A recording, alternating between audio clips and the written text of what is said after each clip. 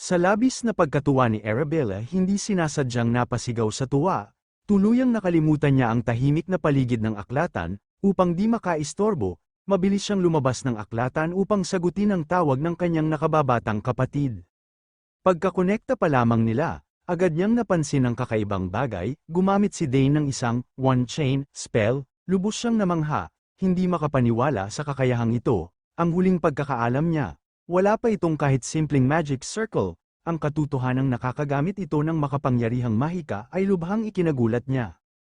Inamin ni Dane na wala pa rin siyang magic circle, ngunit para sa kanya, hindi na ito mahalaga dahil epektibo pa rin ang mahika kahit wala ito. Sa narinig, isang mapagmalaking ngiti ang sumili sa mukha ni Arabella, puno siya ng pagmamalaki sa kanyang kapatid. Alam niyang likas na magaling ito pagdating sa mana affinity, ngunit ang ganitong antas ng kakayahan ay lampas sa kanyang inaasahan. Habang nilalasap pa rin ang kasiyahan, si Dane, na likas na mapagmasid, ay tila naramdaman ng iniisip ng kanyang kapatid. Kaya naman ipinaliwanag niya ang sitwasyon, sinimulan niyang linawin na ang magic circle ay para lamang sa daloy at pagpapadalisay ng mana. Inamin niyang maaaring sapat na ang kalinisan ng kanyang mana ngunit hindi siya sigurado. Buong siglang tumugon si Arabella, sinasabing nakaka-excite ito, ganap na nahikayat, nais niyang mag-eksperimento. Ipinaalam niya kay Dane na magpapadala siya ng mana stone sa transmission device sa silid nito. Hiningi niya na lagyan ito ng kaunting mana, agad namang pumayag si Dane. Nagpasalamat si Dane sa kanyang nakatatandang kapatid, na isang tunay na henyo sa kanyang larangan. Sa pagnanais na maunawaan ang kalikasan ng kanyang mana, wala siyang pagsisisi sa paghingi ng tulong. Ang kanyang kapatid, na isang anim na chain mage, ay nagbigay ng kapanatagan sa kanya. Habang pinapadaloy ang mana sa orb, nagpatuloy ang kanilang usapan. Biglang ibinoling ni Arabella ang usapan, sinasabing tiyak na mapapansin si Dane sa academy. Ipinaliwanag niyang ang paggamit ng chain level magic sa murang edad ay pambihira. Ang ideyang ito ay nagdulot ng takot kay Dane. Dahil ayaw niya ng pansin, malinaw niyang ipinahayag ang kanyang pag-ayaw sa pagiging sikat. Ngunit ibinunyag ni Arabella na hindi ito maiiwasan. Pagdating niya sa academy, tiyak na mapapansin siya, ang talento ay laging umaakit ng atensyon. Sa puntong ito, umalis na si Arabella sa aklatan at nagpapahinga sa isang upuan habang patuloy na nakikipag-usap sa kanyang kapatid. Matapos idiin ang hindi maiiwasang pansin na matatanggap niya, hiniling ni Dane na laging ipaalam sa kanya kung may mangyaring pananakit o paninira laban sa kanyang kapatid. Nangako si Arabella na wawasakin ang sinumang magtangkang guluhin siya.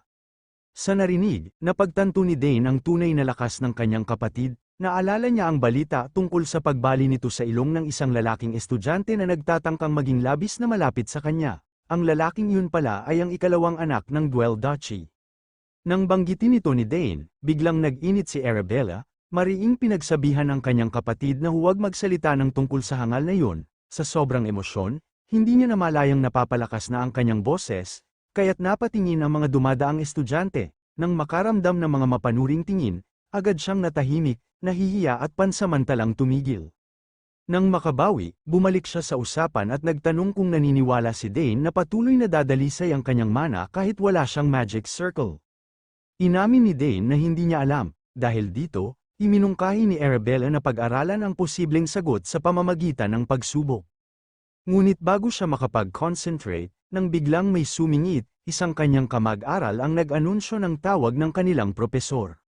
Dahil sa biglaang pagpapatawag, agad niyang ipinaalam kay Dane na kailangan na niyang umalis. Biglaan ang pagtatapos ng kanilang pag-uusap, ngunit nangako siyang tatawag ulit sa kanya. Sumang-ayon si Dane, at nagpaalaman sila sa isa't isa. Nangako si Arabella na ay padadala agad ang mahiwagang bato. Matapos ang maikling palitan ng salita, natapos ang kanilang usapan.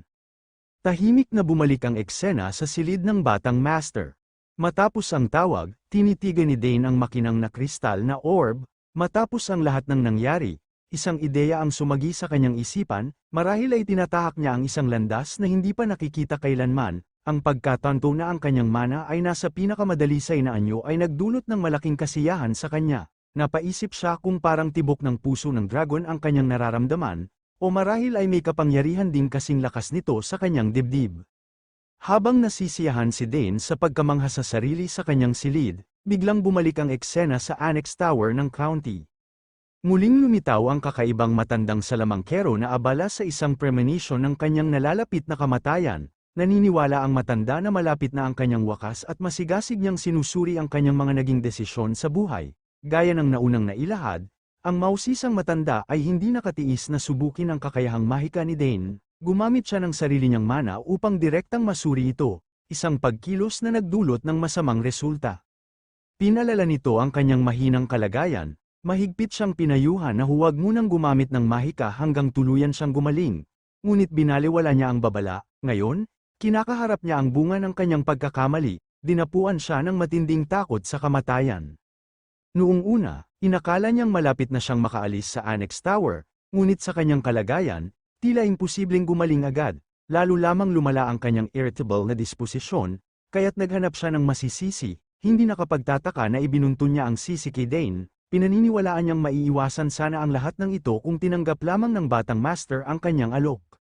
Sa tindi ng pagkadismaya, naalala niya ang sandaling mariing tinanggihan ng binata ang alok niyang maging isang disipulo, ang insidenteng yun ay tila bumabagabag sa kanya. Hindi maalis sa kanyang isipan ang matinding Hungarian mapasang ayon ng ating bida.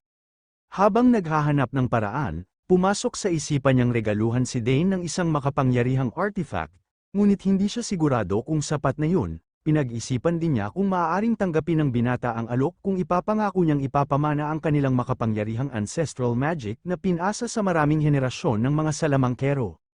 Ngunit agad niya itong itinanggi. Iniisip na masyadong mahalaga ang mana na yun para ipagkatiwala agad. Kung sakaling linlangin siya ng bata, mawawala sa kanya ang lahat. Matapos ang mahabang pagninilay, hindi pa rin siya makaisip ng tamang paraan upang mapapayag si Dane. Labis ang kanyang pagkadismaya at tila nawalan siya ng pag-asa. Ang kanyang tahimik na pagmumuni-muni ay biglang naputol nang may kumatok sa kanyang pinto. Isang tinig ang nagtanong, kung nariyan ba siya? Nagpakilala ang tumatawag, si Dane. Nang marinig ito, agad siyang kinabahan. Sa kanyang magulong isipan, hindi pa niya nabubuo ang tamang alok para kumbinsihin ang binata. Pakiramdam niya ay walang saysay ang makipag-usap sa mga sandaling yun dahil hindi pa rin niya magagawang mahikayat ang desisyon ni Dane. Ngunit, nariyan ang bata sa kanyang pintuan, sa kabila ng kakulangan ng isang konkretong estratehiya, hindi maiwasan ng salamangkero na pag-isipan kung dumating ang bata upang humingi ng tawad o kung milagrosong nagbago na ang kanyang isip. Ang tanging paraan upang matiyak ang katotohanan ay ang papasukin ang bihasang bata. Iniimbitahan ng salamangkero si Dane na pumapasok ang binata, tila namangha nang makita ang matandang lalaki sa kanyang silid. Ipinaliwanag ni Dane na bumalik siya dahil may nais siyang iparating kay Sidon, at gaya ng inaasahan, nagdulot ito ng pagtataka ng matanda. Sabik ang salamangkero na malaman kung anong balita ang dala ng binata, kaya't agad niyang hinimok si Dane na sabihin ito.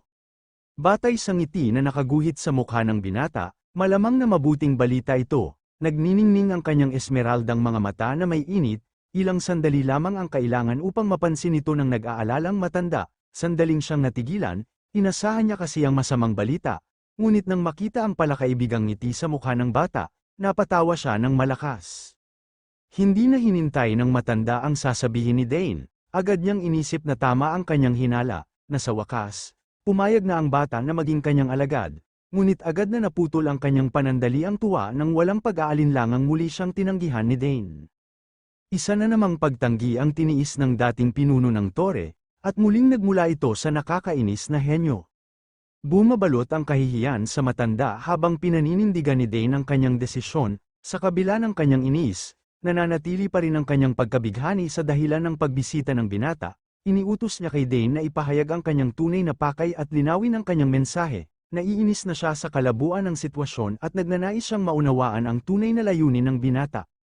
Sa isang tahimik na pagpupulong sa hapag habang umiinom ng tsaa, napansin ni Dane ang lumalalang inis ng matanda. Upang mawala ang tensyon, inamin niyang tunay siyang interesado sa Salamanca. Nang marinig ito, agad siyang tinanong ni Sidon kung bakit niya tinatanggihan ang pagiging alagad. Sa pananaw ng matanda, sino mang may tunay na interes sa mahika ay agad tatanggap ng ganoong pambihirang oportunidad.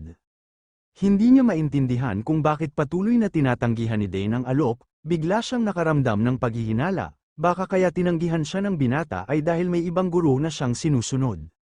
Dahil dito, inusisa niya si Dane tungkol dito, ngunit agad na nilinaw ng binata na wala siyang guro, sa halip na mapanatag, Mas lalo pang nainis si Sidon, para bang niloloko lang siya ng bata. Kung mayroon ng ibang guro si Dane, agad niyang mauunawaan ang pagtanggi nito, ngunit hindi ito ang kaso, wala siyang mentor. Ngunit patuloy niyang tinatanggihan ang isang bihasang salamangkero na maaaring gawing isa siya sa pinakamakapangyarihang salamangkero sa kasaysayan. Dahil nasagot na ang kanyang mga tanong, hindi na maisip ng matanda ang ibang dahilan ng pagbisita ni Dane, maliban sa paglalaro ng kanyang damdamin, dahil sa hinalang ito, mariin niyang hiningi ang tunay na dahilan ng pagdating ng bata. Doon lang sa wakas ibinunyag ni Dane ang kanyang tunay na pakay, saglit siyang nag-alinlangan na ipahayag ang kanyang hiling, dahil alam niyang nasaktan na si Sidon. Hindi alam ni Dane ang tamang pagkakasunod-sunod ng pagkakaayos sa dalawang kadena ng mahika, mahirap niyang matutunan ito mula sa kanyang kapatid dahil malayo ang tinitirhan nito. Sa kasalukuyan, wala siyang ibang matuturuan nito, kahit ayaw niyang aminin na si Sidon ang kanyang guro, kinikilala niyang ito ang pinakamahusay na pagpipilian. Sa huli, nailigtas ni Dane si Sidon, kaya't nagkaroon ng utang na loob ang matanda sa kanya. Dahil dito, kumbinsido ang binata na hindi siya matatanggihan ng matanda, sapagkat nananatili itong may pagkakautang sa kanya mula nung iniligtas niya ito sa kagubatan. Nangako na si Sidon na susuklian ang anumang utang na loob, kaya't malamang na pumayag ito sa anumang makatuwirang kahilingan na ipresenta ni Dane, tiwala ang batang maharlika na hindi siya tatanggihan ng nakatatanda, kaya't sa wakas ay nagpas siyang magtapat, isiniwalat niya ang kanyang hangaring lampasan ang panunumpa ng mga mage. Nagulat si Sidon sa pahayag na ito. Inakala niyang nais lamang ng binata na maging isang mage spearman, ayon sa kagustuhan ng kanyang ama. Ngunit kaagad niyang itinama ang maling palagay ni Sidon. Diretsahan niyang ipinahayag ang kanyang tunay na layunin, nais niyang maging isang mage, isang spearman, isang assassins, at isang tagapag-summon. Sa madaling salita, ang natatanging henyo na ito ay determinadong pag-aralan at paghusayin ang lahat ng kakayahang naipasa sa kanya ng kanyang lahi.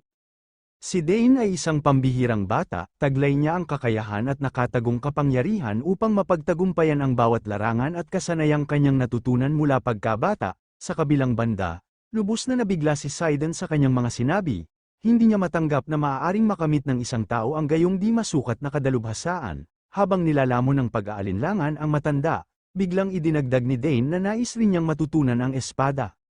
Matapos ang matapang na pahayag na ito, mayabang na humigop ng tsaa ang binata, batid niyang marami siyang iniwang bagay na dapat pag-isipan ng matanda. Tunay ngang hirap tanggapin ni Sidon ang sinseridad ng batang ito, para sa kanya. Ito ay kahibangan, isang kabaliwan, na pabuntong hininga ang matanda sa pagod at panghihinayang sa pakikisalamuha sa isang batang paulit-ulit siyang tinatanggihan. Marahil ito na ang huling insulto para sa kanya. Muli niyang tinanong si Dane kung balak pa rin itong tanggihan siya, kahit alam niyang imposibleng magkaroon pa ng ikalawang apprenticeship, sa matalim na boses na tila isang talam na samugat sa kanyang pagmamalaki, kinumpirma ng bata ang kanyang pasya, napatahimik si Sidon, naubos na niya ang lahat ng paraan upang baguhin ang isip ni Dane, habang bumabalot ang panghihinayang, unti-unti nang lumulubog ang matanda sa pagkadismaya. Nakikita niya ang hindi matinag na determinasyon ng bata. Ngunit bago tuluyang sumuko, isang matalinong ideya ang biglang sumagi sa kanyang isipan, biglang napagtanto ni Sidon na marahil ang katigasan ng ulo ng bata mismo ang susi upang matupad ang kanyang layunin, agad siyang nakaisip ng plano at sinunggaban ang pagkakataon. Biglang tumayo si Sidon mula sa kanyang upuan at nagtanong kung bukas ba ang batang Panginoon sa isang sulat ng rekomendasyon. Hindi inasahan ni Dane ang katanungang ito, napako siya sa kanyang pagkakaupo, may hawak pa ring tasa ng tsaa, at inisip ang motibo ng matanda, bakit siya biglang nag-alok ng isang rekomendasyon, napansin ni Sidon ang pagkalito sa mukha ng binata, kaya nagpa siya siyang linawin ang kanyang panukala, isiniwalat niyang may narinig siyang balita tungkol sa nalalapit na pagpasok ni Dane sa akademya, dahil dito, iminungkahi niyang gagawa siya ng isang sulat ng rekomendasyon para sa binata.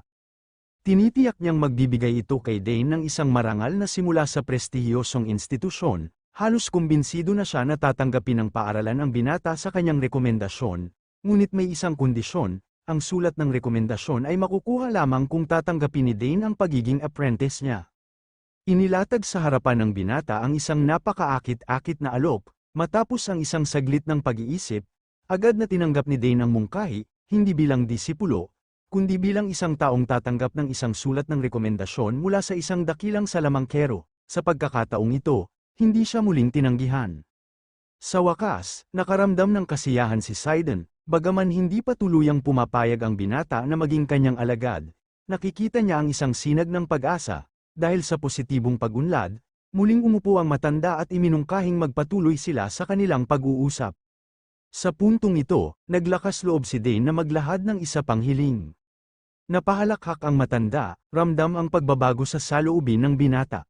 Isang malapad na ngiti ang gumuhit sa kanyang mukha, masayang namamasdan na hindi na siya itinataboy ng bata, ngunit alam niyang hindi pa niya lubusang napapapayag ang batang Panginoon upang maging kanyang mag-aaral. Gayunpaman, tiwala ang nakatatandang salamangkero na maaabot niya ang kanyang layunin. Ang batang Panginoon ay unti-unting lumalapit sa kanya, kaya't panahon na lamang ang hinihintay bago niya makuha ang kanyang nais. Tinatanggap ng matandang salamangkero ang anumang hiling ng bata, naniniwalang ito ang unang hakbang upang mapalapit ito sa kanya. Balak niyang tiyakin ang pagiging obligado ni Dane sa pamamagitan ng pagbibigay ng pabor at pinalalalim ang kanyang koneksyon sa binata sa ganitong paraan. Sa isiping ito, buong tiwalang tiniyak sa bata na anumang kahilingan nito ay kanyang ipagkakaloob, handa siyang ibigay ang lahat ng ninanais ni Dane, sapagkat ito lamang ang paraan upang maramdaman ng bata na may moral siyang tungkulin na maging kanyang apprentice. Sa tugon, tuwang-tuwa rin si Dane sa mungkahing ito, sapagkat nangangahulugan ito na sa wakas ay maaari niyang matutunan ang mahika na matagal nang bumabagabag sa kanya. Dahil dito, tinanong niya ang salamangkero kung posible bang maturuan siya ng rearrangement code para sa two-chain magic. Agad namang tiniyak ng matanda na kaya niyang ituro ito, na maaari niyang ipasa ang teknik na ito sa bata. Nataglay niya ang sikretong kaalaman para sa lahat ng uri ng two-chain magic na umiiral. Nang marinig ito, bahagyang nagulat ang ating bida ngunit labis siyang nagpasalamat. Ipinahayag niya ang kanyang pasasalamat kay Sidon, na naramdaman naman ng matanda bilang isang palatandaan na unti-unti nang ibigay ang bata sa kanya. Sa wakas, nakahinga siya ng maluwag at napatawa pa sa tuwa nang pasalamatan siya ng ating bida. Gayunpaman, sinabihan niya si Dane na huwag na itong magpasalamat, dahil ang mga bagay na ito ay maliit lamang kumpara sa tunay niyang kakayahan. Natutuwa siyang ang pagiging bata nito ay nagpapanatili sa kanyang mga kahilingan na simple lamang. Para sa isang salamangkero tulad niya, ang mga ito ay walang halaga, isang liham ng rekomendasyon para sa akademya at ang kaalaman sa rearrangement code para sa two-chain magic ay hindi gaanong mahalaga. Para sa kanya, halos apprentice na niya ang bata. Sa esensya, si Dane ay nasa ilalim na ng kanyang paggabay, sumisipsip ng kanyang kaalaman, kahit wala pang formal na pagkilala sa kanilang relasyon bilang guro at mag-aaral. Tinanong niya kung nais nang simulan ang kanilang unang leksyon, ngunit inamin niyang hindi pa ito ang tamang oras. Sumang-ayon si Dane, kinikilala ang katalinuhan ng pagpapaliban ng kanilang pagsasanay. Matapos ang maikling pag-uusap na ito, masayang napaisip ang matanda, naniniwala siyang nakatagpo siya ng isang pambihirang mag-aaral.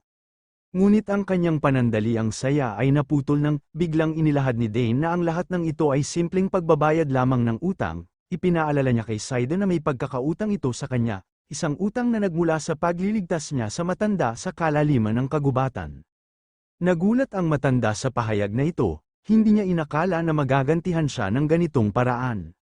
Ang kanyang plano na atali ang binata sa pamamagitan ng mga pabor ay tuluyang nasira, hindi niya namalayan na ang totoo. Siya lamang ay nagbabayad ng utang kay Dane, nang mapagtanto niyang siya mismo ang naipit sa patibong, natigilan siya sa matinding pagkabigla, ngunit si Dane ay nanatiling kalmado at pinaalalahanan lamang siya ng sariling pangako nito, ang ipagkaloob ang nararapat bilang kabayaran sa buhay na iniligtas.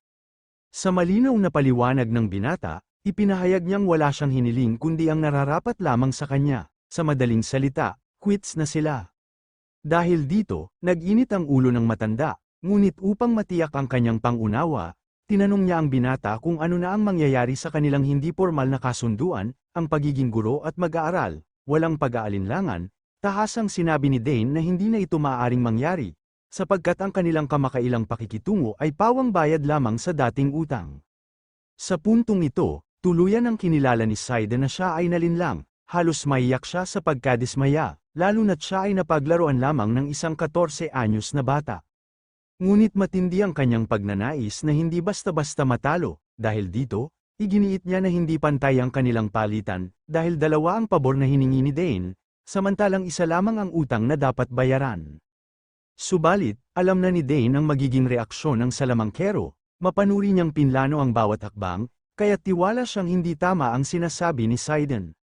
Nagtaka ang matanda sa pagtutol ng binata, kaya't maingat na ipinaliwanag ni Dane ang kanyang katwiran. Sinimulan niya ang paliwanag. Ang una, iniligtas niya ang matanda mula sa kagubatan, at ang pangalawa ay tinanggal ang lason sa katawan nito, isang bagay na maaaring nagdulot ng tiyak na kamatayan. Gulat na gulat si Sidon sa rason ng binata, hindi siya makapaniwala at tuluyang natameme. Habang nakatulala pa rin ang matanda, idinagdag pa ni Dane na halos isinama pa niya ang pagbuhat kay Sidon sa kanyang likuran, ngunit marahil sa kabutihang loob, hindi na niya ito siningil bilang utang. Narinig ito ng matanda at halos matulala sa kawalang hiyaan ng bata, labis siyang nagulat sa tapang at kapal ng mukha nito. Sa sobrang pagkalito at pagkaasiwa, parang biglang sumakit ang kanyang likod sa simpleng pag-iisip ng tagpong yun. Nang dumating ang oras ng pagbabayad, napilitang sundan ni Sidon si Dane patungo sa lugar ng pagsasanay, dahil napagtanto niyang wala na siyang ibang pagpipilian. Ang pananatili sa mabuting kalooban ng bata ay maaaring humantong sa muling pagsasaalang-alang nito sa hinaharap. Sa ngayon, ipagpapatuloy niya ang pagtupad sa mga hiling nito hanggang sa dumating ang sandali na kusang loob itong lumapit sa kanya. Matinding panghihinayang ang mararamdaman niya kung pababayaan niya ang likas na talento at pambihirang kakayahan sa mahika ng ating batang bida. Sa lugar ng pagsasanay, ipinaliwanag ni Sidon na ang pagbuo ng isang core, sa halip na isang circle, ay hindi mahalaga. Ang tunay na punto rito ay ang matagumpay na paggamit ni Dane ng chain-level magic, nang hindi nangangailangan ng isang circle. Dagdag pa niya, ang pagmaster ng masalimuot na proseso ng restructuring sequence, para sa two-chain magic ay isang napakahirap na gawain. Maraming salamangkero na ang sumuko sa pag-aaral nito dahil sa tindi ng kahirapan. Gayunpaman, buo ang paniniwala ni Sidon na kayang maunawaan ito ng bata, basta't ilaan nito ang kanyang buong atensyon at dedikasyon. Nang marinig ito, nagningning ang mata ni Dan sa kumpiyansa, napanatag naman si Sidon sa ipinakita ng bata, ngunit nagpasya siyang huwag gawing madali ang proseso ng pag-aaral para rito. Sa tingin niya, kulang na nga ang paggalang ng binata sa kanya, kaya ito lamang ang tanging paraan upang hindi na siya muling mapahiya.